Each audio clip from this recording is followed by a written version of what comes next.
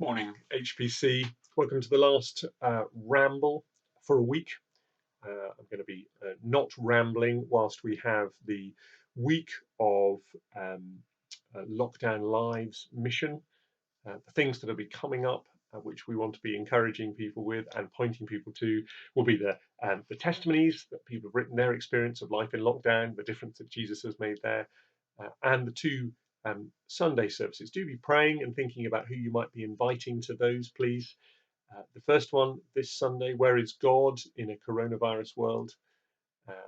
I'll be preaching at that, so value your prayers for that, please. And the Sunday after, David will be speaking on finding hope in a coronavirus world. Yeah, I hope that you'll be able to join us for those, and you could be thinking of people who would benefit from them. Well, it's time to think of our ramble and the chapter that Andrew Wilson points us to, the name of God that he wants us to think about, is the Lord of Israel. And he takes Joshua chapter 24, verse 2. Let me read it. And Joshua said to all the people, "Thus says the Lord, the God of Israel. Long ago your fathers lived beyond the Euphrates, Terah, the father of Abraham and Nahor, and they served other gods." How does it feel to be part of a team, to be picked, chosen, as it were? I think we all like the sensation of being part of something bigger than ourselves. And this name of God reminds us that that's true. We're part of God's team, part of his family, part of Israel. There's a certain strength and security in that, I think, isn't there? It's not just me and the Lord against the world. It's us, you, me, and millions of other believers and the Lord. Together, we're part of a team.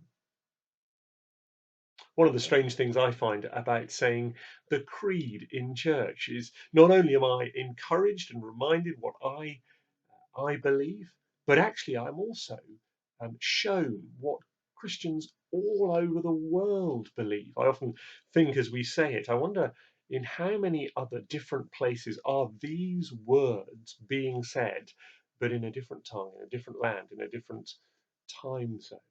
It's a little snapshot, isn't it, of being part of God's team, part of God's family, of having the Lord, the God of Israel, as our God, of belonging. But there's also responsibility in that. If we belong to each other, then I need to be particularly careful because my actions or my lack of actions will have an impact on you, my family, part of the team that God has made me a part of. I want to be considerate, thoughtful, careful, so that the way in which I act encourages and strengthens that team rather than dragging it down or discourages them. The other thing that strikes me about this verse is how God is happy to pledge himself to spiritual losers.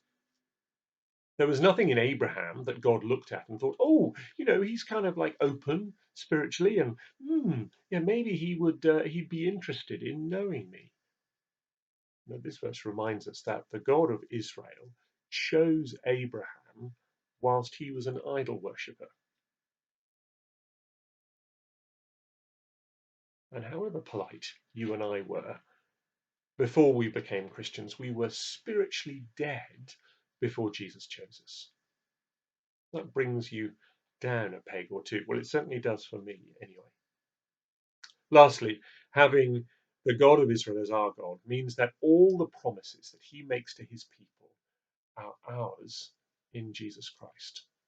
His character, his steadfast love and compassion, his burning holiness, which we see time and time again in the Old Testament, well, those characteristics are the characteristics of our God.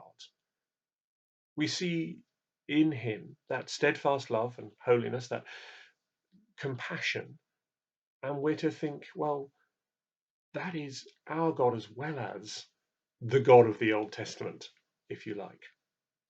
It makes you think and wonder and pause and praise, I hope. Have a really good day, HPC.